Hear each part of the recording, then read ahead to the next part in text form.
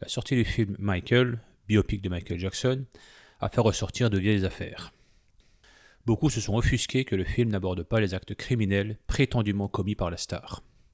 Ces mêmes personnes qui disent aussi, la preuve, son nom apparaît dans les dossiers Epstein. Bon.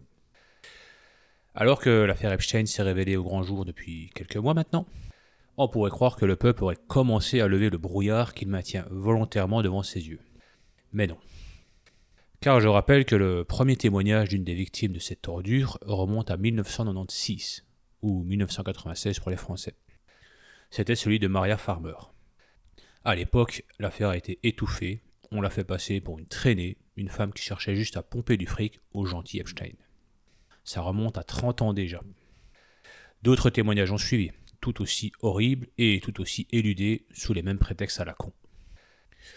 Personnellement, je n'ai vu ces vidéos que quelques années plus tard, et je me disais déjà que c'était fou qu'on ne prenne pas ces femmes au sérieux. Au contraire, les prétendus actes de Michael Jackson, dont aucune preuve tangible n'a pu être apportée, ont eux été surmédiatisés, passés en boucle pendant des mois, et là, même sans preuve, même malgré tout ce que ce mec a pu faire pour le monde, pour les enfants notamment, là, l'opinion publique a été majoritairement d'accord pour le condamner, le haïr, le maudire, pour cracher sur tout ce qu'il avait fait.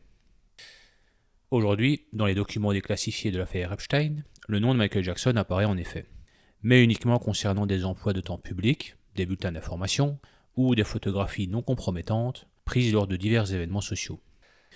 Et ça a suffi pour que les gens disent « Ah mais voilà, en fait on avait raison ». Eh bien non. Encore une fois, il n'existe aucune preuve que Michael Jackson se soit rendu sur l'île du pervers. Et pas plus de preuves qu'il n'ait commis ce dont on l'accuse depuis des années. Et c'est là qu'on voit la puissance des biais de confirmation, du refus de se remettre en question, de l'envie pour l'ego d'avoir, avant tout, raison. Plutôt nier, tordre la réalité, détourner la tête, que d'admettre que l'on s'est trompé. Aujourd'hui, on a d'un côté cet homme majoritairement détesté car ses prétendus actes ont été surmédiatisés et ont joué sur la corde sensible pour nous atteindre. Ce qui fait qu'encore maintenant, 17 ans après sa disparition, dire « j'aime Michael Jackson » suffit à se prendre des remarques à la con ou parfois même des insultes. A l'inverse, les déchets politiques qui traînent un casier judiciaire long comme le bras, dont on tait les actes les plus horribles, ne sont absolument pas embêtés parce que ces infos ne sont pas médiatisées ni mises en avant.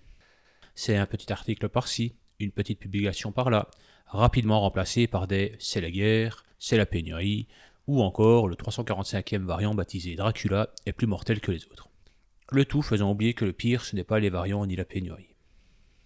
Et le petit peuple vote pour ces déchets humains, les laisse pondre des lois aberrantes protégeant les monstres qui commettent les pires actes sans que ça ne dérange outre mesure.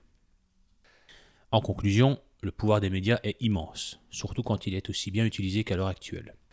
Jouant sur nos biais cognitifs, sur nos émotions, utilisant nos égos pour que l'on pense ce qu'ils veulent qu'on pense, pour qu'on déteste ceux qui veulent qu'on déteste, et qu'on dise ce qu'ils veulent qu'il soit dit.